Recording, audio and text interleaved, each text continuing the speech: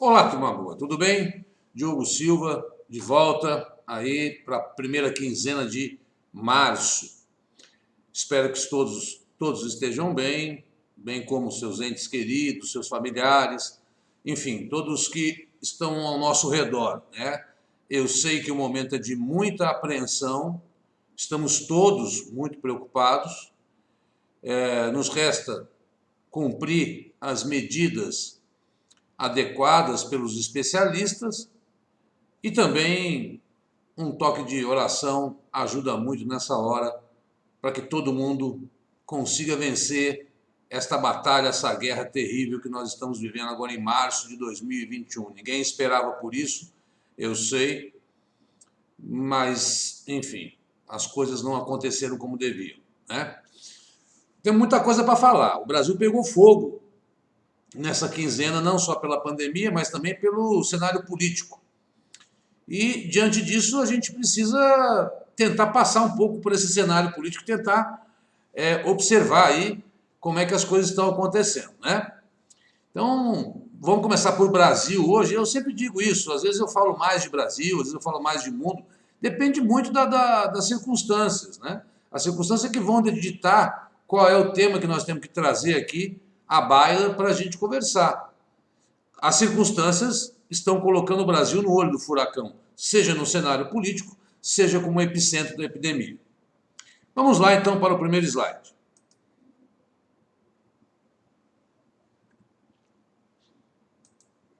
Semana de 1 a 15 de março. Estou gravando hoje, dia 16 de março, tá?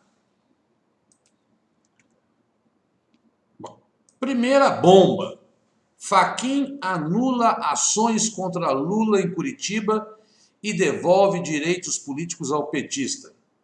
Casos irão à Justiça Federal de Brasília. Ex-presidente fica elegível para 2022. Bom, é óbvio que lá no final do slide você vai ler: Fachin mantém a anulação dos processos e manda caso ao plenário. Foi uma decisão que a gente chama de decisão monocrática, né? Ele tomou, a Procuradoria-Geral da República recorreu e ele mandou isso ao plenário. Falta agora o presidente do STF, Luiz Fux, pautar esta votação. Então vamos ter que aguardar, então, aí para ver quando é que vai ser votado pelo plenário essa decisão do Fachin de anular tudo que envolve, todos os processos que envolvem o presidente Lula lá em Curitiba.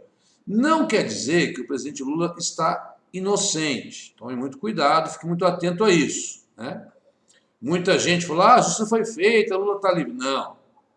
O que foi feito foi que um novo juiz vai julgar lá em Brasília, ele pode considerar que tudo que foi decidido no Paraná é real e o Lula continuar sendo condenado.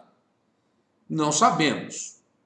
Vamos aguardar para ver o que vai dar nesta etapa da coisa. Tem mais uma outra etapa que eu já vou explicar. Vamos voltar para o slide. Então, fiz besteira aqui. Bom, na avaliação de Fachin, as ações não poderiam ter ocorrido em Curitiba, porque os fatos não têm relação direta com o esquema de desvio da Petrobras, né? Então, tanto o triplex como o sítio de Atibaia, o Instituto Lula e as doações do Instituto Lula, que são os 4 processos, sendo que 2 ele já foi julgado, né? 2 ele já foi condenado. Esses processos, segundo o Fachin, não teriam ligação direta, porque não estaria sob a alçada da vara de Curitiba, e sim em outros tribunais, né? Como ele anulou tudo que foi decidido, obviamente que as condenações do Lula também caíram. E se as condenações do Lula caíram, significa dizer que ele não está mais na lei da ficha limpa, o que lhe permite, portanto, até agora, até neste momento, dia 16 de março, quando estou gravando, ser candidato à presidência da República. E isso causou um verdadeiro alvoroço em Brasília. Muita gente comentando, alegando que, inclusive, isso interferiu na queda do ministro Pazuello, né? Daqui a pouco a gente vai comentar. O fato é que Lula volta ao cenário. Não sabe nem se ele vai ser candidato. Ele fez um pronunciamento dizendo que não é hora de pensar nisso, e não é hora de pensar nisso mesmo, é hora de pensar em vacina, em cuidar das pessoas. Acho que todo mundo tem esse consenso. Mas é uma decisão política muito importante, porque o Lula foi presidente 2 vezes, tem uma certa popularidade, tem um certo carisma. O presidente Bolsonaro não está sendo bem avaliado. Tudo isso aos olhos de agora. A política é assim, nós estamos em março de 2021. Pode ser que daqui a um ano, fala, tá vendo? Lá atrás, há um ano, eu estava falando que o Lula tinha chance. Hoje eu digo que não tem. Nós temos que olhar sempre para o momento, né? Para o momento, e a política, ela sempre exigiu muito disso da gente. Olhar sempre para o momento. Bom, mas tem um outro desdobramento dessa história que eu quero contar agora. Próximo slide. Bom, o que aconteceu logo depois que o Fachin anulou os processos do Lula? O Gilmar Mendes, que é da segunda turma lá do Supremo Tribunal Federal, ele resolveu, então, pautar a chamada suspeição do Moro. Se o Moro, por alguns fatores, daqui a pouco eu vou dizer quais são, seria um juiz parcial ou não na condenação de Lula. Isto acontecendo, aí é uma outra história.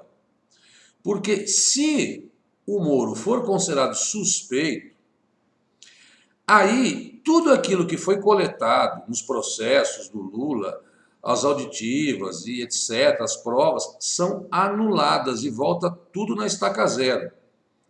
No PEC-Tá, está 2-2, porque são 5 juízes que votam quando é por turma.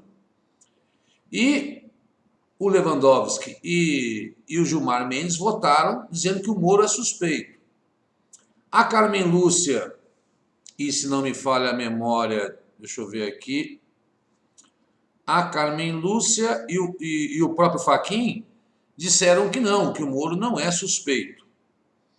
Bom, isso estava embaixo do braço do Gilmar Mendes, porque ele tinha pedido vistas para analisar melhor essa história toda.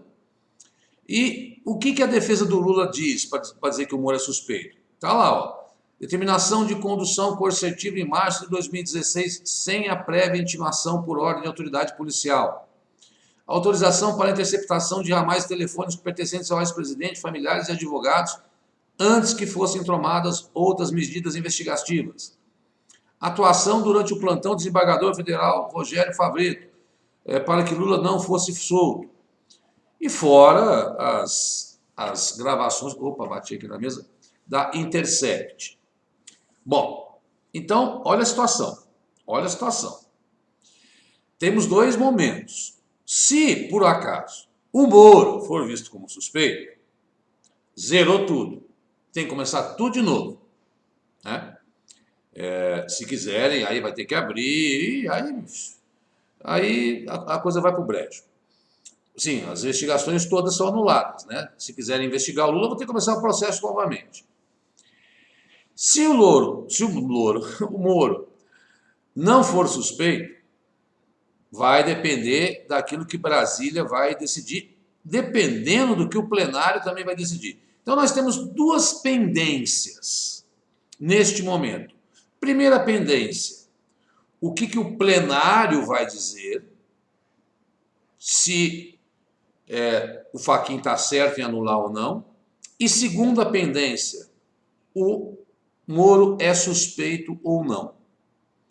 Isso pode mudar as etapas do processo de julgamento. Quem está estudando para a polícia, quem está estudando para o TJ, que estuda processo penal, sabe do que eu estou falando. São as etapas do processo penal que se alteram com essas decisões. O fato é, pegou fogo no parquinho, já que essa expressão dos tempos contemporâneos, né? A coisa está empolvorosa em Brasília. Porque Lula não pôde ser candidato nas últimas eleições contra Bolsonaro, mas agora poderá, se tudo caminhar do jeito que está agora. Vai depender dessas decisões, dessas pendências que eu chamei a atenção. Então tome muito cuidado. Existem duas etapas nessa história toda. A etapa se Fachin está certo ou não, e a etapa se Moro é suspeito ou não, que podem ser concomitantes. A mais grave é se considerar o Moro suspeito, porque aí ele zera tudo. Tá? Foi esse, então, aí o grande babado, por assim dizer, da política brasileira e que vai se arrastar por um bom tempo. Assim que tivermos um certo controle dessa pandemia, eu acredito que o calor político volta a todo vapor, tá? Mas temos que aguardar. Temos que saber os passos, mas também aguardar. Próximo slide. Bom, vamos lá. Câmara aprova em segundo turno PEC que viabiliza retomada do auxílio emergencial. PEC emergencial prevê mecanismos para evitar descontrole dos gastos e tal. O que eles fizeram? Eles aprovaram uma PEC, que é uma proposta de emenda constitucional, limitando o quanto se pode gastar com este novo auxílio emergencial. São 44 bilhões de reais. Fizeram uma série de exigências, como corte de gastos. Tem uma cláusula que diz que se o Brasil chegar a gastar 95% com despesas correntes e tal, não pode ter mais aumento de funcionalismo, não pode ter nomeação, enfim, a bucha sobrou para os funcionários públicos, né? Pois bem, mas vamos torcer para que o governo aí não chegue a esse teto de gastos. Outra coisa, ainda não saiu hoje, dia 16, as medidas provisórias. O governo vai baixar essas medidas provisórias dizendo, olha, vai ser tantos reais para tantas pessoas. Eles querem reduzir pela metade esse auxílio e querem reduzir também o valor. Em média, esse valor será de R$ 250 reais. Quando a pessoa mora sozinha, o auxílio é menor. Quando é uma mãe chefe de família, o auxílio é maior. Esta é a proposta do Paulo Guedes aí e do Ministério da Cidadania para pensar essa nova rodada de auxílio emergencial. Muito menor que a outra, muito menor. Você sabe, a outra foram 6 parcelas de 600, depois mais 3 de 900, de 300. Enfim, estou esperando que a vacina chegue logo, e aí você não precisa estender tanto este caos que nós estamos vivendo agora em março, que é o auge da pandemia no Brasil. Então foi aprovado isso no Congresso Nacional, está aí a notícia. Eles querem reduzir a quantidade de beneficiários e, enfim, vamos torcer para que as medidas provisórias sejam bem generosas com o povo brasileiro para que ele possa ficar em casa, porque esta é a decisão mais sábia, colocar os brasileiros em casa para que assim a gente possa exatamente cumprir o tal isolamento social, né? Próximo slide. Bom, eu sempre, quando chega ao final do mês, eu costumo fazer um balanço da epidemia, com os números, para a gente não ir perdendo os pés, né? De como é que as coisas estão aí acontecendo. Eu não vou fazer isso hoje, mas eu vou chamar a atenção para uma coisa que eu acho que é fundamental pensar nesse momento, que é a seguinte informação. O Brasil é o novo epicentro da pandemia. Não porque ele tem o maior número de casos. Veja, o maior número de casos é os Estados Unidos. Né? O Brasil, depois, no maior número de casos, em segundo lugar, é a Índia. O Brasil vem depois, só que o Brasil é o segundo em número de mortes. O problema que tem que chamar a atenção agora é o seguinte: o Brasil ultrapassou a chamada média móvel, ele ultrapassou os Estados Unidos em número de mortes, em média móvel. Ou seja, nós estamos morrendo em 1.800 pessoas nos últimos 14 dias, e lá nos Estados Unidos está morrendo 1.500. É verdade que eles já vacinaram 70 milhões de pessoas e nós vacinamos 10. Porém, o isolamento social lá foi mais radical. Justamente com a entrada de Biden, isso surtiu um efeito muito importante. Bom, os números de casos no Brasil estão crescendo demais. A nova cepa, ela é muito responsável por isso. Todos os analistas confirmam isso, que essa nova cepa, ela é mais, produz mais contágios, né? Ela é mais violenta. O problema é grave. São Paulo, por exemplo, chegou hoje a ter quase 70 cidades com 100% dos leitos de UTI ocupados. 24 mil pessoas internadas no estado de São Paulo, recorde absoluto. Hoje, dia 16, morreram nas últimas 24 horas 674 pessoas, ou 679. Recorde absoluto. E o drama, que eu acho que é o mais dramático, né? Não tem leito. Existem mais de 1.000 pessoas esperando leitos de UTI. Elas ficam em ambulância. E se não tem leito de UTI, não tem como entubar, não tem respirador. E as pessoas estão morrendo. No último final de semana, morreram 8 pessoas na Grande São Paulo, aguardando aí leitos de UTI. É bem verdade que não se trata só de São Paulo. O Paraná está no caos. Agora à tarde, o Zema acabou, bem como o cara do Espírito Santo, decretaram lockdown total. Algumas cidades de São Paulo, Ribeirão Preto, São José do Rio Preto, Araraquara, lockdown total, né? E Brasil afora, vários lockdowns sendo aí, será que é o plural disso? Sendo publicados emergencialmente, e aqui em São Paulo já estamos numa fase vermelha emergencial. Ou seja, meus irmãos, não são boas as notícias, porque esses números só começam a cair dali a 14 dias. Então a gente tem que ficar nesses 14 dias em casa, trancado mesmo, para que haja um efeito e reduza e a gente possa ter uma certa, sei lá, um certo cuidado, né? Enfim, uma segurança que se você tiver contrair a doença, você vai ter como se cuidar.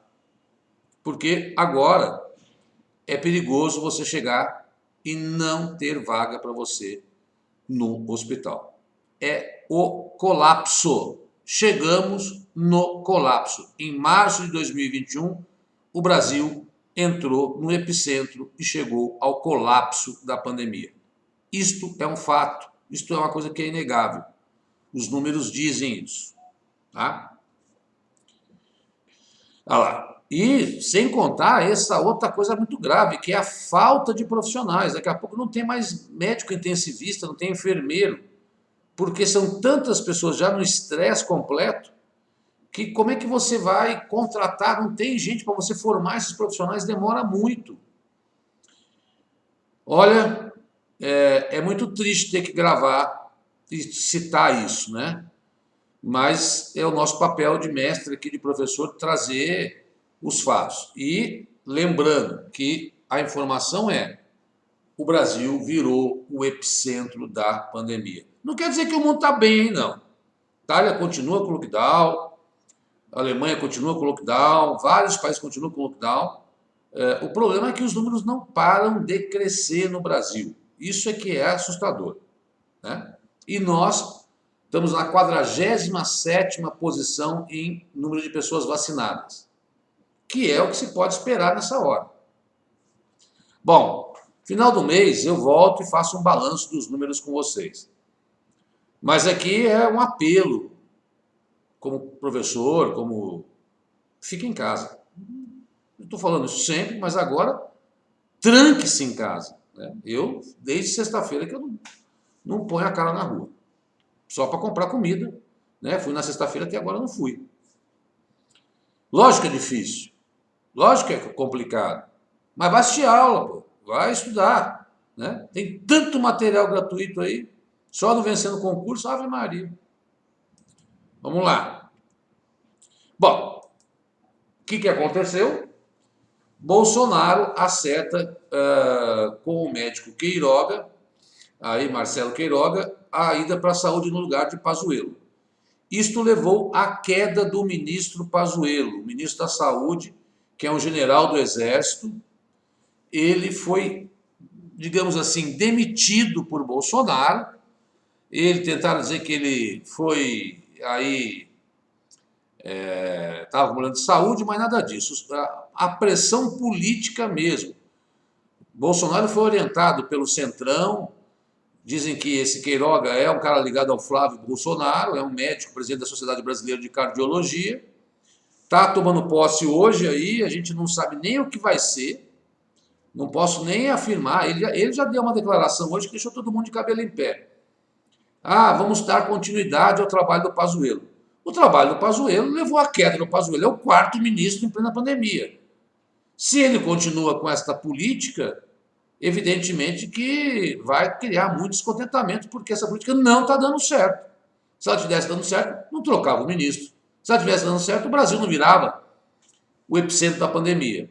Olha, dramática a situação, a gente quer torcer para que as coisas melhorem, a gente torce, a gente quer que a luz divina caia, que as pessoas se sensibilizem com o que está acontecendo com o Brasil, que o mundo ajude o Brasil, porque é muito triste ver essa instabilidade política associada a essa instabilidade aí no comando de um momento tão delicado, tão delicado. Então, é o quarto, já foi o Mandetta, o Nelson Teich, o Pazuello e agora o Queiroga. Eu não posso falar nada, vou ter que ir na próxima gravação dizer, olha, esse cara mudou, esse cara não mudou. O cara está na transição ainda com o Pazuello. Então, não tem como a gente afirmar o que será desse novo ministro aí. Mas um fato é, ninguém troca ministro, ninguém mexe em time que está ganhando. Se mexeu, é porque tem problema.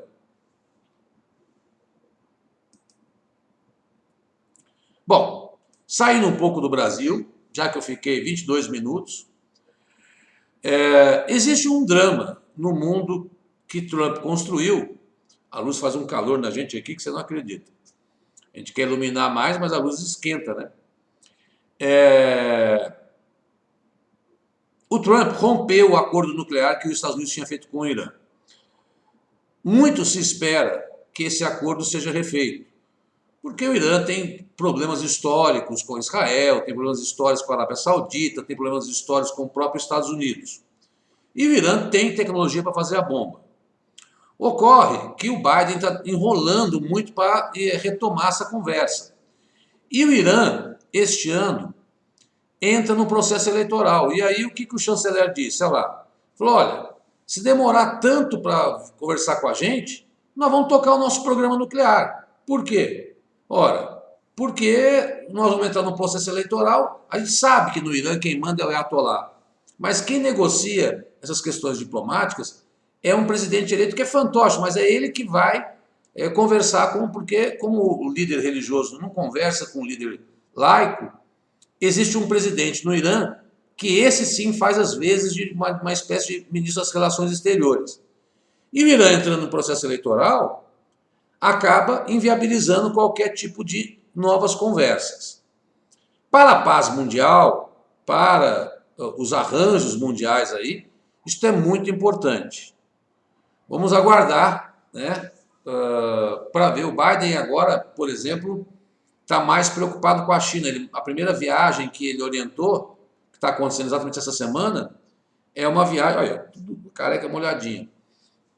Botei um holofote aqui também.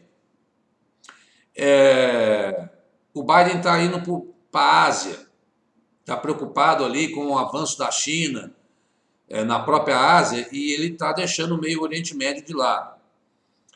Até porque ele já sinalizou para o Irã que quer retomar este acordo nuclear. Lógico, ele já fechou um acordo com a Rússia, que eu já gravei aqui, de não proliferação de armas. Então, não cabe nesse momento ficar pensando em armas nucleares, né? Torcer para que ele atue rápido. Vamos lá. Justiça determina 4 meses de prisão preventiva para ex-presidente da Bolívia. Jeanine Áñez, a gente sempre gosta de chamar a atenção de que as provas olham sempre para a América Latina, né? O presidente que foi eleito depois, porque o que aconteceu? Evo Morales foi acusado de um golpe em 2019, fugiu para o México, depois fugiu para a Argentina. E essa presidente, que disse que ele tinha, e ele tinha mesmo feito um cambalacho, ao ponto de que ele ia cumprir 4 mandatos, ele tinha mudado a Constituição da Bolívia. O que aconteceu? Ela disse, olha, o cara roubou aqui, vamos depor o Evo Morales, né?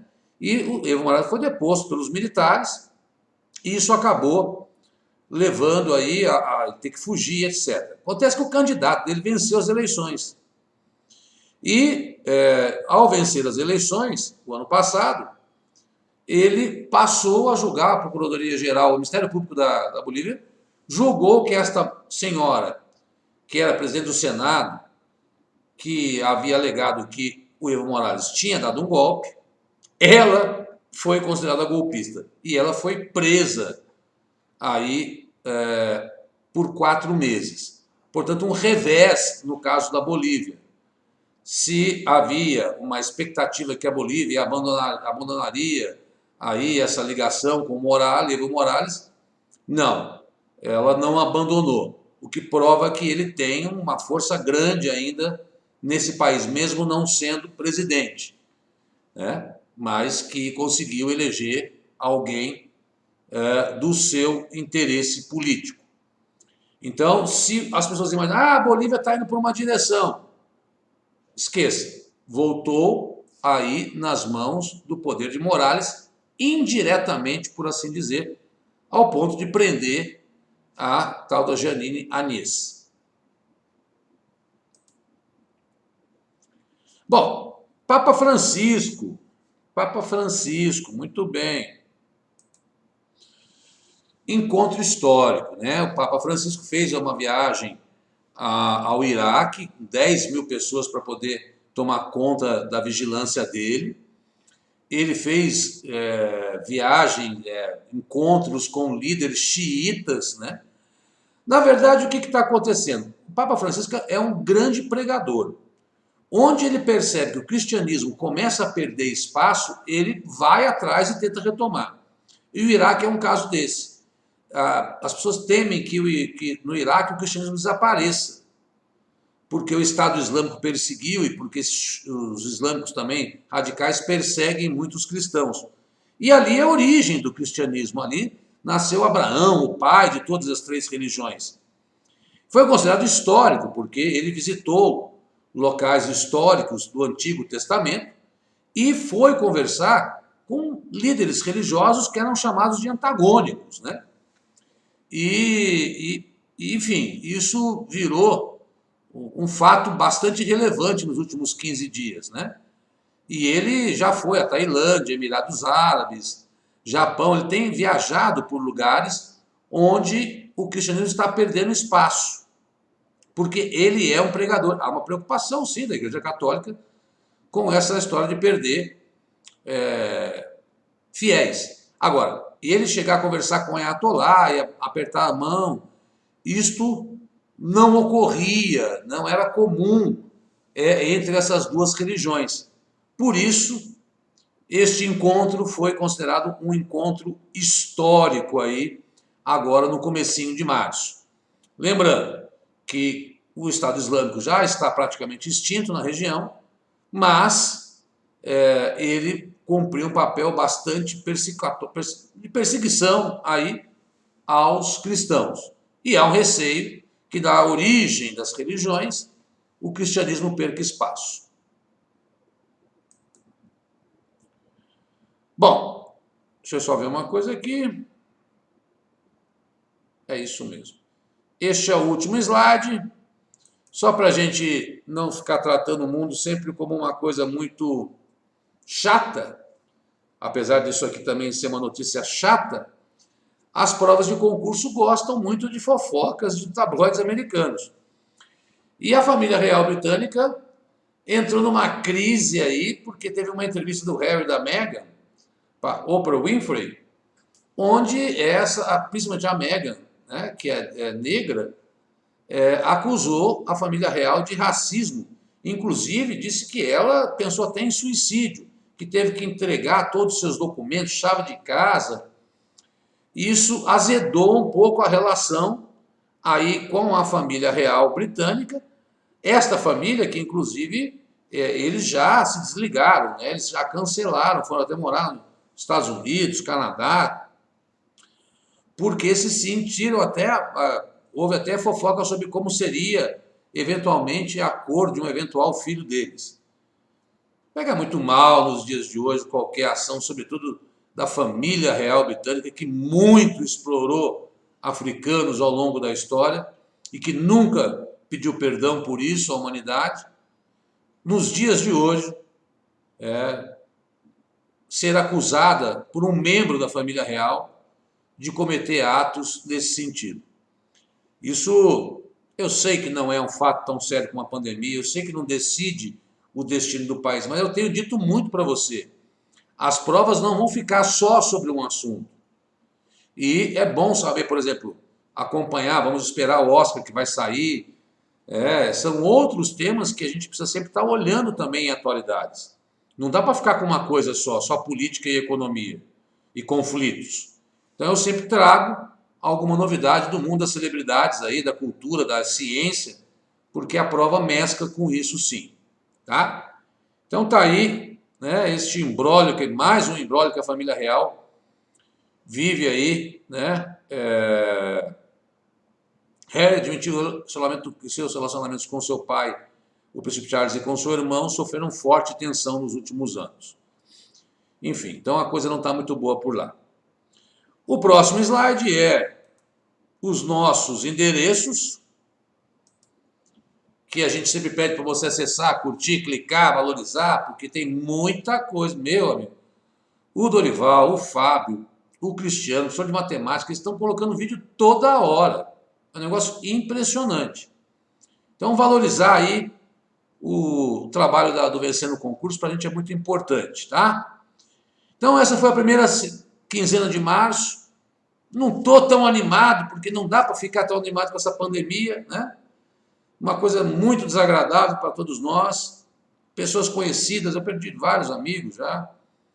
Mas, gente, vamos arrancar aquela energia lá que a gente tem lá de dentro, né? Nós temos que arrancar, nós temos esse que é o último suspiro. Se a gente passar por isso agora, a vacina chegando, a gente vai vencer, tá bom? E o nome é Vencendo Concursos. Forte abraço, fiquem com Deus, tranque-se e se cuide, pelo amor de Deus.